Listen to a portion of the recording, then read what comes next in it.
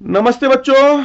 हम जो chapter start किए थे इलेक्ट्रोकेमिस्ट्री, उसके आगे के कॉन्सेप्ट को हम यहाँ पर समझते हैं। बच्चों, हमने इलेक्ट्रोकेमिस्ट्री में अभी तक ये समझ लिया है कि इसमें जो है इलेक्ट्रिकल एनर्जी को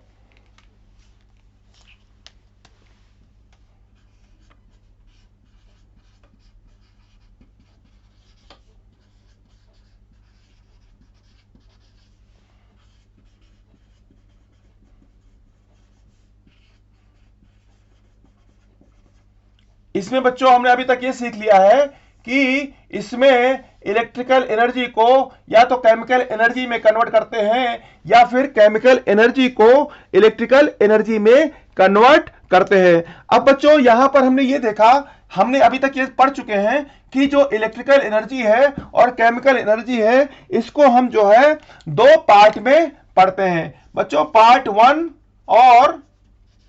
और पार्ट 2। बच्चों इसमें जो है जो पार्ट 1 है, जिसमें हम इलेक्ट्रिकल एनर्जी से केमिकल एनर्जी में कन्वर्ट करते हैं, वहां पर बच्चों हमारा जो है इलेक्ट्रोलिसिस होता है।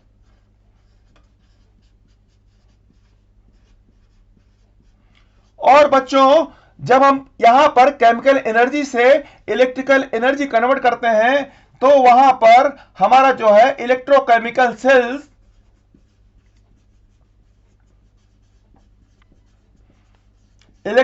सेल बच्चों यहां पर जो है यूज होता है। बच्चों यहां तक हमने पढ़ लिया। अब बच्चों हमने जो है इलेक्ट्रोकेमिकल सेल जो है बच्चों, ये क्या है? स्पॉन्टेनियस प्रोसेस है बच्चों।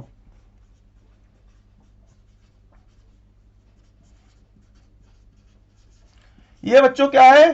स्पॉन्टेनियस प्रोसेस है। और बच्चों ये क्या है? ये जो है नॉन स्पॉन्टेनियस प्रोसेस है। अब बच्चों इसका मतलब क्या हुआ कि यहां पर जो है बच्चों, अगर इसकी बात करें तो ये जो है इसको हमको एनर्जी देना नहीं पड़ता, ये एनर्जी खुद जो है रिलीज करती है, जैसे कि सेल के केस में होता है। पर बच्चों इलेक्ट्रोलिसिस के लिए बच्चों हमको जो है एनर्जी देना पड़ता है। बच्चों इलेक्ट्रोलिसिस के बारे में हमने जो है अभी तक समझ चुके हैं। इलेक्ट्रोलिसिस में बच्चों जो इलेक्ट्रोलिसिस होता है बच्चों, इसमें दो स्टेप होता है। एक तो बच्चों होता है ऑक्सीडेशन और एक बच्चों होता है रिडक्शन। बच्चों जो ऑक्सीडेशन होता है, इसको हम बोलते हैं जब लॉस ऑफ इलेक्ट्रॉन हो रहा है, तो वहां पर बच्चों हम क्या बोलते हैं? ऑक्सीडेशन हो रहा है। और अगर जो है गेन ऑफ इलेक्ट्रॉन है, तो बच्चों वहां पे हम बोलते हैं, तो वहां पर हम बच्चों बोलते हैं रिडक्शन हो रहा है। बच्चों यहां तक हमने जो है लास्ट लेक्चर में पढ़ लिया। अब बच्चों अब यहां पर क्वेश्चन ये आता है कि कोई अगर जो है इलेक्ट्रोलिसिस हो रही है बच्चों,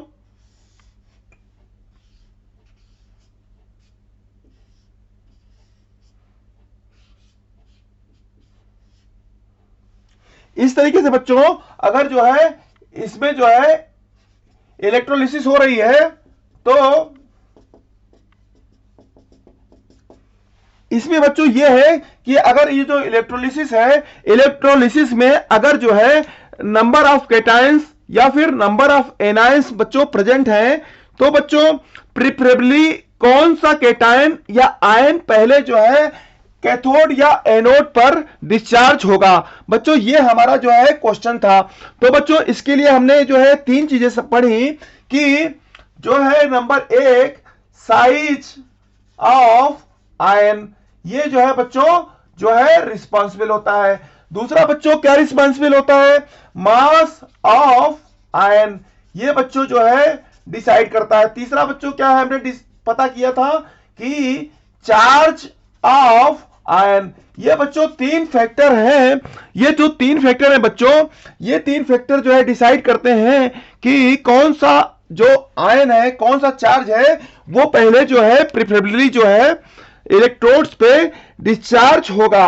अब बच्चों ये तीनों चीजें जो है हमको अगर निकाल कर कैलकुलेट करनी पड़े, तो वहां पर बच्चों हमारे लिए जो है चैलेंज आता है। तो बच्चों इसके लिए जो है हमने एक टर्म डिसाइड की जिसको हमने बोला एसआरपी। एसआरपी मतलब बच्चों क्या है? स्टैंडर्ड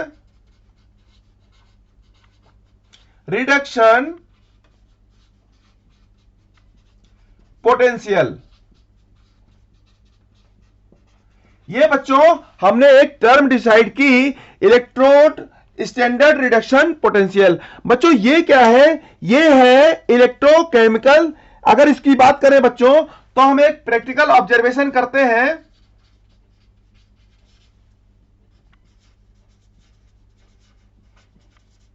बच्चों एक प्रैक्टिकल ऑब्जर्वेशन करते हैं और इस ऑब्जर्वेशन के बेसिस पे एक डाटा बच्चों लेते हैं जिसको हम बोलते हैं इलेक्ट्रो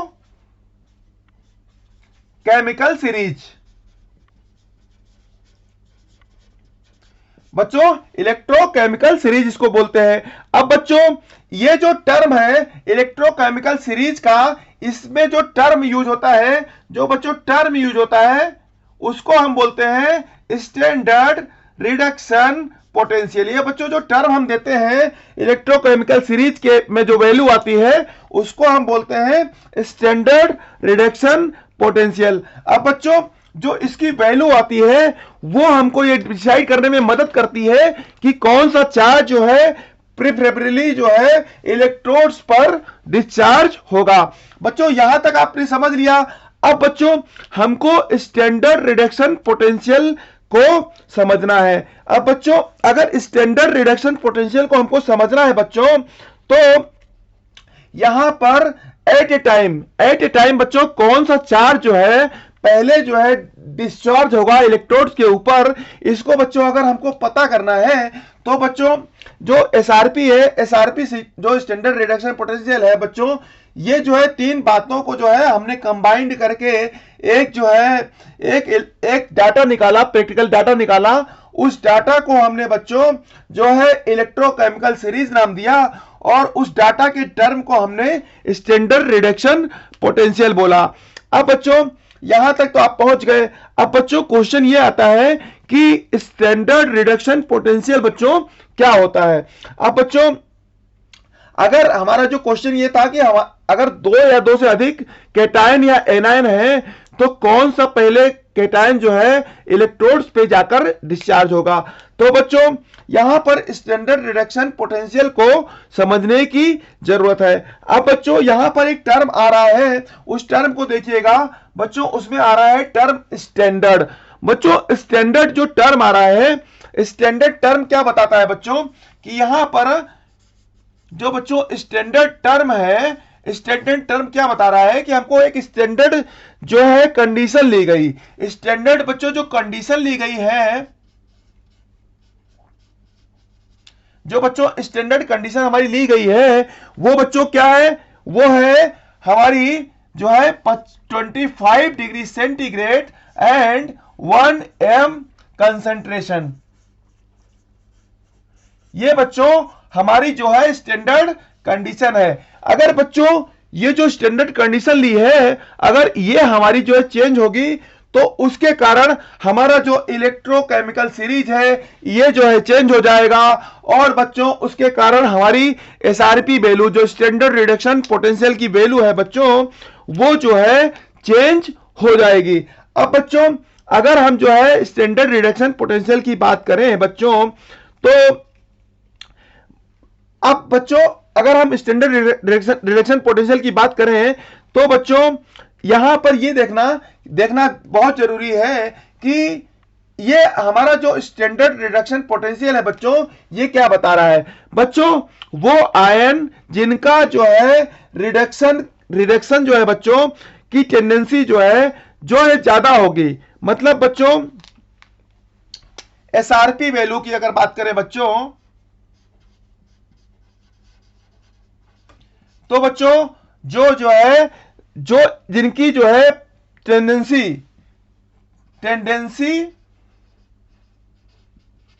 टू रिड्यूस बच्चों क्या होगी बच्चों? जो है ज्यादा होगी।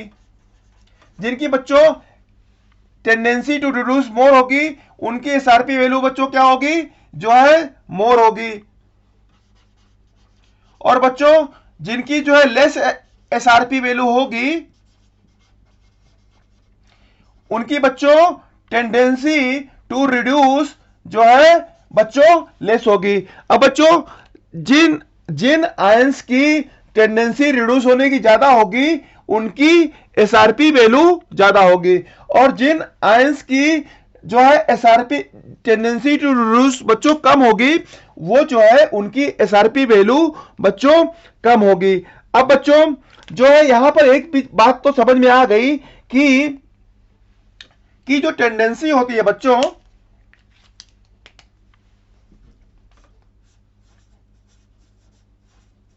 Tendency to get reduced is directly proportional to SRP value।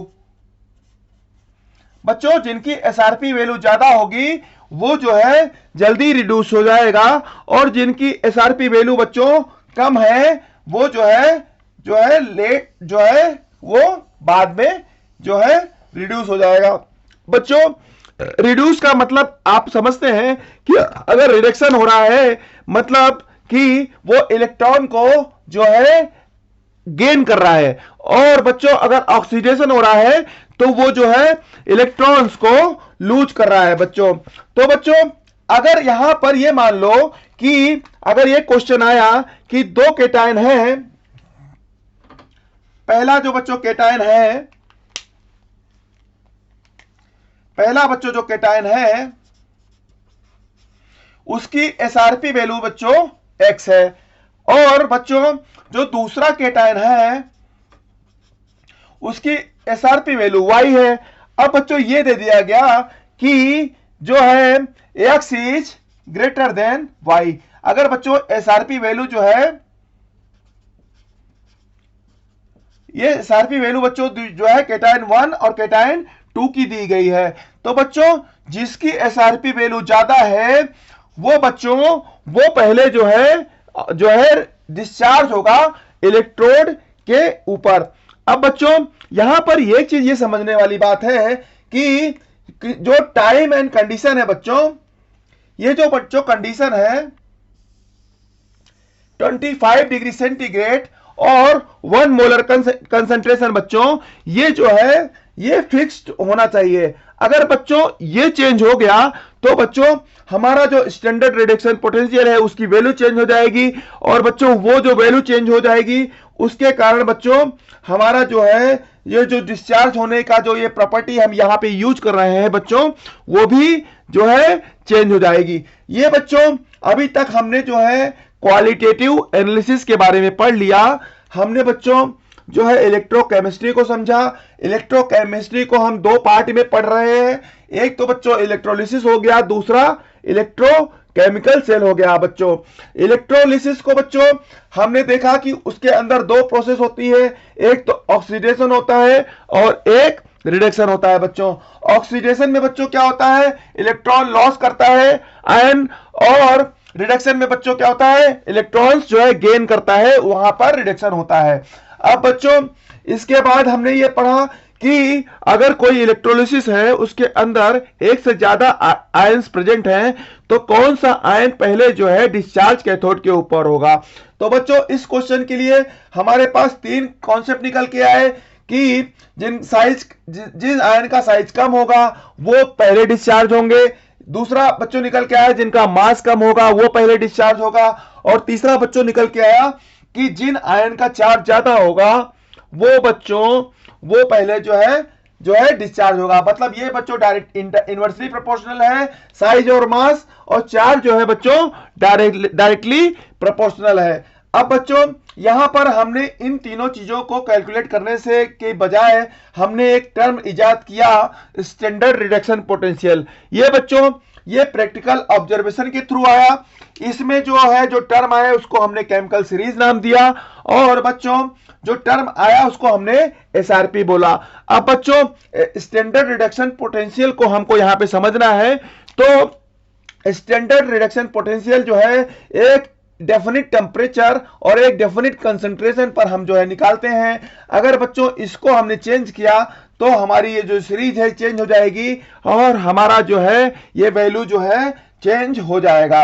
अब बच्चों जिनका जो है स्टैंडर्ड रिडक्शन पोटेंशियल जो है ज्यादा होता है, उनकी एसआरपी वैल्यू ज्यादा होती है, वो पहले जो है डिस्चार्ज करेगा। और बच्चों जिनकी एसआरपी, जो बच्चों जिनकी टेंडेंसी लेस है रिड्यूस होने की, उनकी एसआरपी वैल्यू कम होगी। तो बच्चों यहां से कंक्लूजन ये निकल के आया कि जो एसआरपी वैल्यू है वो जो है प्रोपोर्शनल टू है tendency to get reduced of that ion.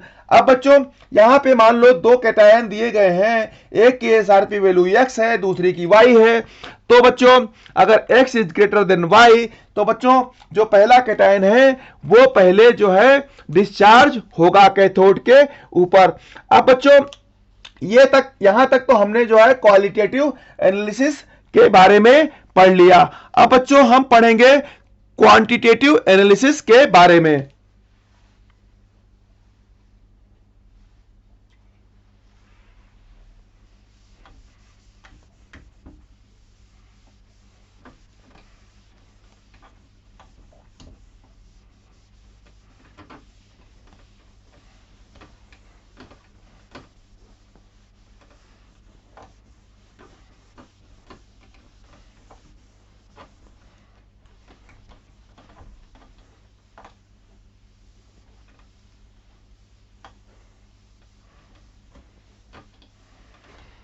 अब बच्चों जो क्वांटिटेटिव एनालिसिस है, इसको अगर हमको बच्चों कैलकुलेट करना है, तो बच्चों इसके लिए जो है फैराडे एक साइंटिस्ट हुए हैं।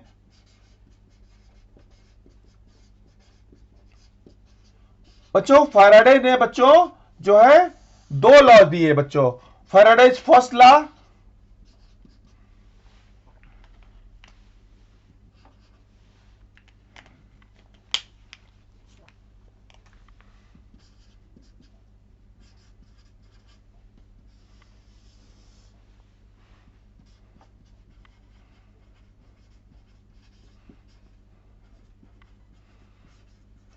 बच्चों दो लॉज दिए फैराडे ने।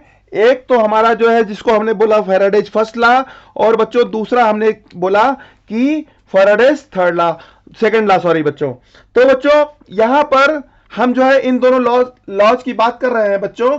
तो बच्चों इसमें जो है एक चीज तो बच्चों ये समझ में आई कि जो चार्ज ऑफ क्वांटिटी है बच्चों जो है, और जो मास है बच्चों, इनके बीच में जो है एक रिलेशन निकाला फैराडे ने। अब बच्चों ये इन्होंने क्या निकाला कि अगर हमने जो है किसी भी इलेक्ट्रोलिसिस के अंदर हमने जो है कोई चार्ज जो है फ्लो किया है, तो उसके कारण जो मास बच्चों डिपॉजिट होगा उसके बीच में एक बच्चों रिलेशन निकल के आया। अब बच्चों जो पहला फर्स्ट लॉ है वो क्या बोलता है कि W is proportional to Q।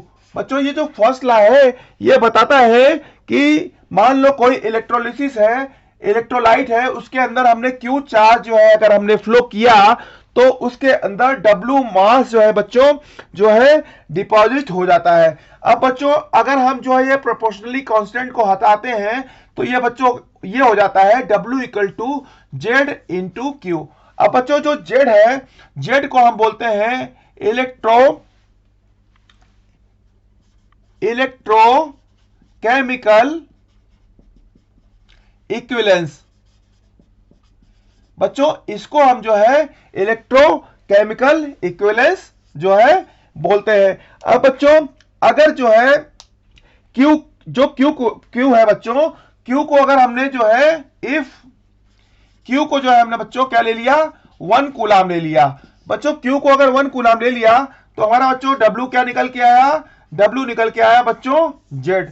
तो बच्चों जो इलेक्ट्रोकेमिकल इक्विवेलेंस है बच्चों, इलेक्ट्रोकेमिकल इक्विवेलेंस जो है वो कैसे डिफाइंड होगा कि electrochemical equivalence is defined as mass deposited at corresponding electrode when 1 coulomb charge is passed. बच्चों इलेक्ट्रोकेमिकल इक्विवेलेंस की डिफिनेशन ये आ गई कि electrochemical equivalence is equal to the is defined as electrochemical equivalence is defined as mass deposited at electrode when 1 coulomb charge is passed। तो बच्चों ये जो है इलेक्ट्रोकेमिकल इक्विवेलेंस है, ये इसकी डेफिनेशन हो गई। अगर बच्चों इसको लिखें तो electrochemical equivalence is defined as mass deposited at corresponding electrode when 1 coulomb charge is passed. ये बच्चों जो ये डिफिनेशन आई बच्चों इलेक्ट्रोकेमिकल इक्विवेलेंस की, ये क्या आई बच्चों कि जो मास जो डिपॉजिट हो रहा है जो है वो 1 कूलम्ब चार्ज के पास करने पे जो मास डिपॉजिट हो रहा है वो बच्चों जो है इलेक्ट्रोकेमिकल इक्विवेलेंस होता है बच्चों। ये तो बच्चों हमारा जो है फर्स्ट लॉ हो गया। बच्चों जो सेकंड लॉ बोलता है, अकॉर्डिंग टू सेकंड लॉ बच्चों क्या बोलता है कि जो है इसमें जो है मास जो है W बच्चों क्या है, ये प्रोपोर्शनल टू होता है इक्विवेलेंट वेट के। बच्चों इसमें जो हमको फैराडे ने जो ला दिया वो क्या बताता है कि जो वेट है बच्चों वो जो है इक्विवेलेंट वेट के बराबर होता है। अब बच्चों यहां पर E क्या है,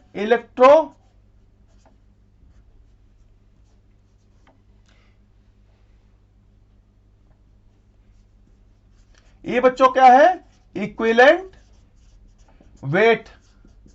तो बच्चों जो मास डिपॉजिटेड है वो इक्विवेलेंट वेट के बच्चों बराबर होता है। अब बच्चों मान लो दो हमारे पास जो है सब्सटेंस है, तो बच्चों W1 upon W2 equal to क्या हो जाएगा E1 अपॉन E2। बच्चों जो मास डिपॉजिटेड हो रहा है वो इनके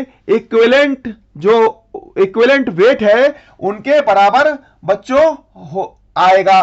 तो बच्चों हमारा एक इक्वेशन तो ये बन गया और एक बच्चों इक्वेशन हमारा जो है ये बन गया। अब बच्चों ये दो इक्वेशन बच्चों आ गए। अब बच्चों इन दोनों इक्वेशंस के बेसिस पे हम जो है क्या करते हैं कि हमारा एक ऑब्जर्वेशन है बच्चों कि अगर 1 मोल इलेक्ट्रॉन्स बच्चों अगर हम पास कर रहे हैं तो बच्चों कि 1 मोल बच्चों इलेक्ट्रॉन्स हैं, अगर उसकी हम बात कर रहे हैं तो बच्चों कि Q इक्वल टू क्या हो जाएगा बच्चों N इंटू E। N बच्चों क्या है, N है बच्चों हमारा जो है 1 मोल। 1 मोल बच्चों क्या होता है, 1 मोल की वैल्यू होती है बच्चों 6.023 इंटू 10⁻23 और E की वैल्यू होती है बच्चों 1.6 इंटू 10⁻⁻19। ये बच्चों जो है अगर इसको हम निकालें तो ये होता है बच्चों 96,500 और बच्चों इसको हम बोलते हैं 1 कूलम्ब। तो बच्चों ये जो हमने निकाला है इसी को हम 1 फैराडे भी बोलते हैं बच्चों। ये जो बच्चों 96,500 कूलम्ब है इसी को हम जो है 1 फैराडे भी बोलते हैं। अब बच्चों अगर 1 मोल ऑफ इलेक्ट्रॉन्स है बच्चों उसको अगर हमने पास किया तो मतलब बच्चों हमने 96,500 कूलम्ब को पास किया या फिर 1 फैराडे को पास किया। तो बच्चों इतना 1 फैराडे अगर हमने जो है चार्ज पास किया एनी सब्सटेंस का, तो बच्चों जो हमारा जो W है, W इक्वल टू क्या बच्चों हो जाता है, W इक्वल टू बच्चों हो जाता है E। ये बच्चों हमने देख लिया कि कोई भी मास है उसमें अगर हमने 1 फैराडे या फिर 1 मोल जो है हमने इलेक्ट्रॉन्स पास किए तो बच्चों उसके ऊपर जो है इलेक्ट्रोड के ऊपर डिपॉजिट होने वाला जो वेट है वो उसके इक्विवेलेंट वेट के बराबर होता है। अब बच्चों अगर इक्विवेलेंट वेट की बात करें तो बच्चों अगर इक्विवेलेंट वेट की बात करें तो ये बच्चों ये इसको बच्चों किस तरीके से लिख सकते हैं कि ये जो है weight of ion divided by जो है वैलेंसी ऑफ आयन। बच्चों जो वेट है आयन का उसको लेते हैं और उसको जो है उसकी वैलेंसी से बच्चों डिवाइड कर देते हैं, तो बच्चों हमारा जो है इक्विवेलेंट वेट आ जाता है। अब बच्चों यहां तक तो हमको समझ में आ गया। अब बच्चों जो फर्स्ट लॉ है और जो सेकेंड लॉ है बच्चों, इन दोनों को हम अगर कोरिलेट करते हैं बच्चों, तो बच्चों हमने देखा कि W इक्वल टू क्या है बच्चों, W इक्वल टू क्या है बच्चों, E है। अगर बच्चों हमने जो है 1 फैराडे अगर हमने जो है चार्ज फ्लो किया, तो बच्चों जो वेट है वो जो है एक इक्विवेलेंट मास के बराबर जो है डिपॉजिट होगा। अब बच्चों यहां तक तो हमने समझ लिया, पर बच्चों अगर हमने ये देखा कि हम अगर जो है यहां पर जो है क्यू चार्ज को अगर हम फ्लो कर रहे हैं, तो बच्चों क्यू चार्ज को अगर हम फ्लो कर रहे हैं, तो बच्चों हमने जो है क्यू को 96,500 से डिवाइड कर दिया, तो बच्चों हमारा नंबर ऑफ फैराडे निकल आया। अब बच्चों नंबर ऑफ फैराडे हमारा निकल के आया, तो हमने इसको जो है एक फैराडे के लिए हमारा जो है अगर जो हम जो है उसके अंदर चार्ज फ्लो कर रहे हैं 1 फैराडे का, तो बच्चों उसका वेट जो है E के बराबर होगा। पर बच्चों अगर हमने क्यू चार्ज फ्लो किया, तो हमने इसको नंबर ऑफ फैराडे में कन्वर्ट किया 96,500 से, तो बच्चों हमारा जो वेट डिपॉजिट होगा वो होगा Q अपॉन 96,500 इंटू E। अब बच्चों हम यहां पर जो है E को अंदर की तरफ ले लेते हैं, तो बच्चों ये क्या हो जाएगा, W इक्वल टू E 96,500 और यहां पर बच्चों क्या हो जाएगा, Q आ जाएगा। अब बच्चों यहां पर हमारा जो एक इक्वेशन हमारा जो फर्स्ट लॉ था उसको और हम इसको कंपेयर करते हैं बच्चों, तो ये क्या निकल के आता है कि W इक्वल टू हमारा क्या है Z इंटू Q।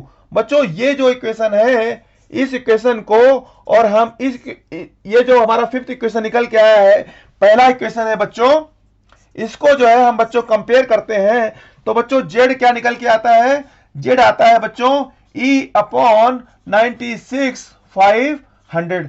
तो बच्चों जो इलेक्ट्रोकेमिकल इक्विवेलेंस है, वो इक्विवेलेंट वेट को हम अगर 96,500 से हम जो है डिवाइड कर देते हैं बच्चों, तो हमारा इलेक्ट्रोकेमिकल जो है इक्विवेलेंस बच्चों जो है निकल कर आ जाएगा। अब बच्चों यहां पर सवाल ये आता है कि हम जो है एक कूलाम चार्ज के लिए जो है बच्चों हम यहां पर ये जो इक्वेशन निकाल रहे हैं, पर बच्चों अगर क्वेश्चन की बात करें तो यहां पर आप देखेंगे कि आपको क्वेश्चन में ऐसे दे सकता है कि 1 एम्पियर करंट जो है इतने सेकंड तक पास हुई, तो बच्चों आप जो है कैसे निकालेंगे,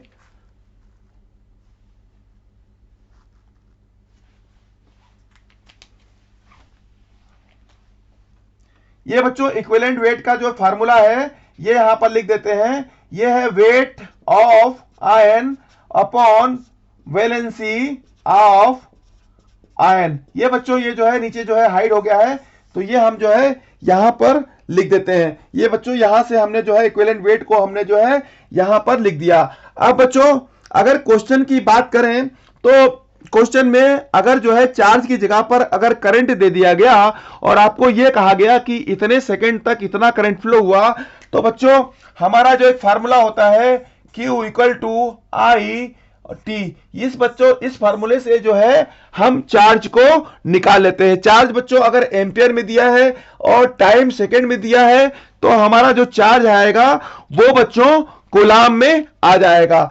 तो बच्चों आपने यहां पर सीखा कि स्टैंडर्ड रिडक्शन पोटेंशियल निकालना। स्टैंडर्ड रिडक्शन पोटेंशियल बच्चों हमको जो है किन क्वेश्चन में मदद करती है, उसको निकालने के लिए बच्चों हमने फैराडेज लॉ को समझा, फैराडेज लॉ फर्स्ट लॉ को समझा, फैराडे के सेकंड लॉ को समझा।